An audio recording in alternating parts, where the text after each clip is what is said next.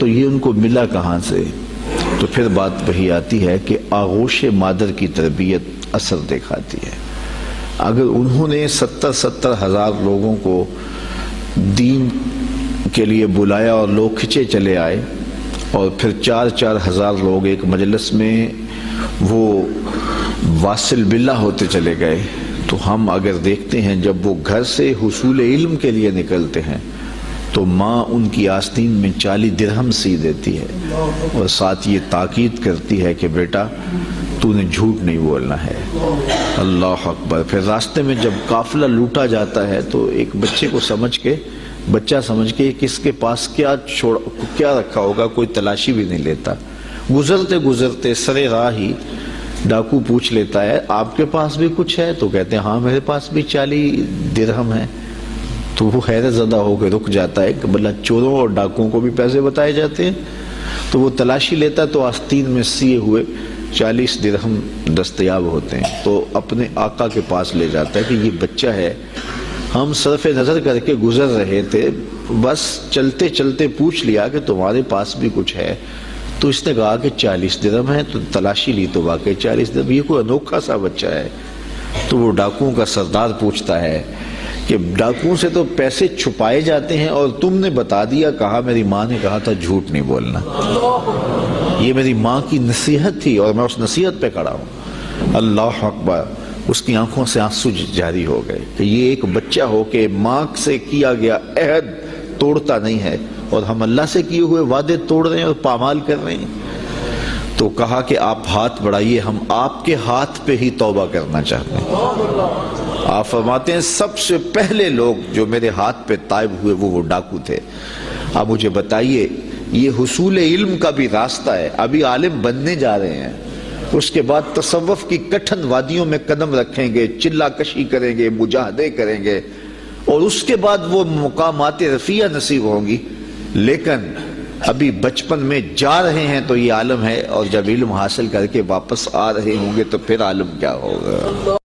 اور آپ جانتے ہیں کہ آپ کے والد گرامی اللہ اکبر حضرت عبداللہ سومعی، وہ ایک بہت بڑا نام ہے، نہر کنارے وضو کر رہے تھے، اور وضو کرتے کرتے پانی میں بہتا ہوا ایک سیب آیا، اس کو اٹھا کر کے بھوک کی شدت تھی، کھا لیا، کھا چکے تو یاد آیا یہ تو میرا تھا ہی نہیں، یہ تو مال لقطہ تھا، تو میں نے اس کو کھا لیا۔ کیوں کھایا؟ مجھے کس نے حق دیا تھا کہ وہ مال لقطہ لے لوں اور اس کو اپنے پیٹ کا لقمہ بناؤں؟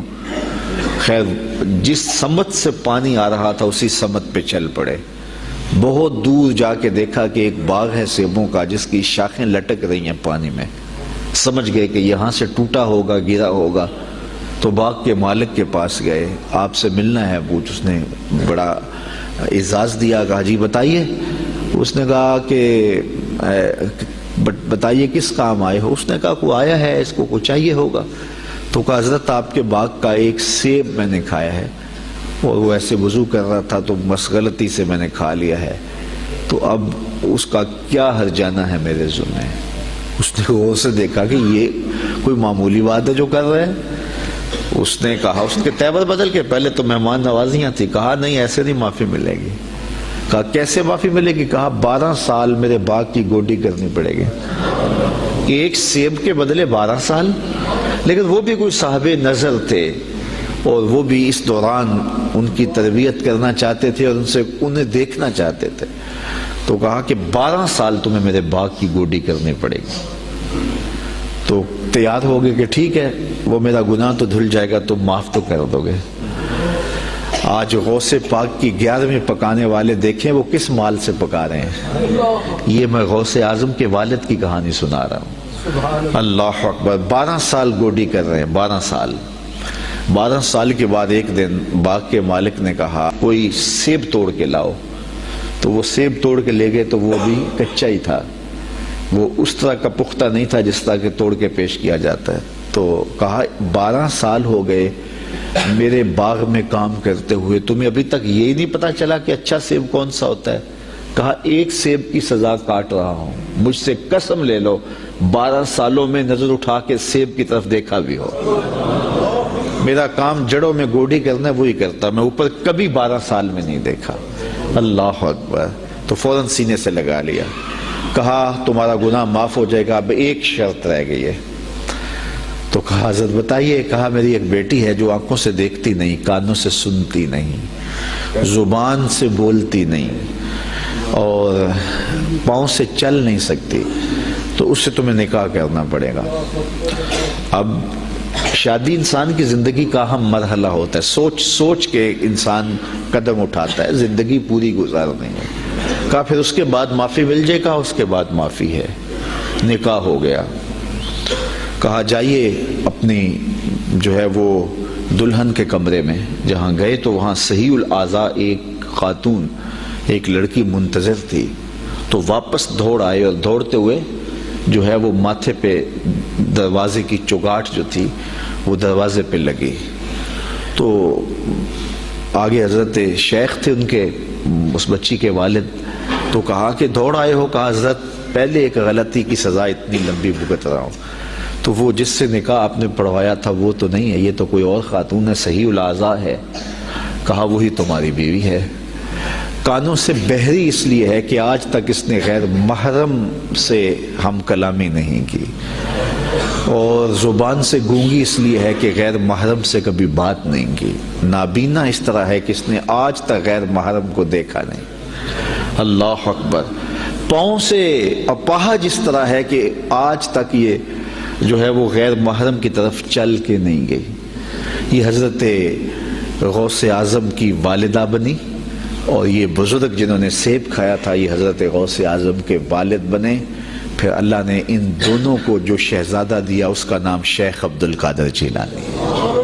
تو وہ کیا کسی نے کہا تھا نا کہ اچھی مائیں اچھی اولاد کی ضمانت ہوتی ہیں، اور مائیں جب اس طرح کی پاکیزہ صفتوں اور باپ تقوی کے اس معیار پر ہوں تو پھر بیٹے شیخ عبد القادر جیلانی ہی ہوتے ہیں۔ آپ جانتے ہیں کہ مائی راستی حضرت بابا فرید گنج شکر کی ماں، وہ بچے ہیں تو مصلے کے نیچے شکر کی پڑیا رکھ دیتی ہیں، اور وہ نماز پڑھتے ہیں، مصلہ اٹھاتے ہیں تو نیچے شکر کی پڑیا ہوتی ہے، تو انہیں شوق تھا شکر کا تو وہ کھا لیتے ہیں۔ اللہ اکبر۔ تاکہ بچہ عادت اس کی پک جائے، پختہ ہو جائے نماز کی۔ امام غزالی نے احیاء العلوم میں لکھا ہے ہر عمل پہلے ریاکاری ہوتا ہے، پھر عادت بنتا ہے، پھر عبادت بنتا ہے۔ تو اپنی اولاد کی تربیت کرنی چاہیے کہ انہیں پہلے لالچ دے کے انہیں نیکیوں کی طرف راغب کرنا چاہیے۔ تو وہ روز شکر رکھتی تھی۔ ایک دن ماں کہیں گئی تھی اور آتے ہوئے لیٹ ہو گئیں، اور نماز کا وقت آ گیا۔ ماں کا دل ڈول رہا ہے کہ آج بیٹے نے مصلی اٹھایا تو آج چونکہ میں نے شکر کی پوڑی رکھی نہیں تو بیٹے کا بھرم ٹوٹ جائے گا۔ دل ہی دل میں دعا کرنے لگی، مالک تو قادر بھی ہے قدیر بھی ہے، آج میری محبت کی، آج میری اس ادا کی اور میری اس حکمت عملی کی جس کے ذریعے بچے کو نمازی بناتی ہوں، لاج رکھ لے۔ خیر واپس پلٹی، بیٹا نماز پڑھ چکا تھا، تو ماں نے جلدی سے کہا کہ بیٹا فرید نماز پڑھ لی؟ کہا امی نماز پڑھی، لیکن ماں کا دل ڈھولنے لگا کہ لیکن کے بعد کیا کہنے والا ہے۔ کہا لیکن آج جو پوڑی شکر کی ملی نا اس کا چاسی کوئی اور تھا، اس کا مزہ ہی کوئی اور تھا۔ تو ماں نے بیٹے کو گلے سے لگایا، کہا بیٹا پہلے پوڑیا میں رکھتی تھی، اب تیرے رب نے رکھی ہے۔ اللہ اکبر۔ کیا آج کی ماں بیٹے کو نمازی بنانے کے لیے اس کے مصلے کے نیچے چاکلیٹ نہیں رکھ سکتی؟ آج اس کو نمازی بنانے کے لیے کوئی طریقہ اختیار نہیں کر سکتی؟ آج اگر ماں اپنی اولاد کی تربیت کے لیے کوئی اس دور کی مطابقت میں اچھا فیصلہ کرے اور اس کو دین کی طرف راغب کرے تو آج کا بیٹا بھی بایزید بستامی کا جانشین بن سکتا ہے، آج کا بیٹا بھی غوث اعظم شیخ عبد القادر جیلانی کا جانشین بن سکتا ہے، بابا فرید گنج شکر کا جانشین بن سکتا ہے۔ قطب الدین بختیار کاکی علیہ رحمہ جب حفظ کرنے جاتے ہیں تو استاد پہلا پڑھا سپارے سے آغاز کرتے ہیں، سارا پارہ سنا دیتے ہیں، دوسرا تیسرا حتیٰ کہ 14 پارے سنا دیتے ہیں۔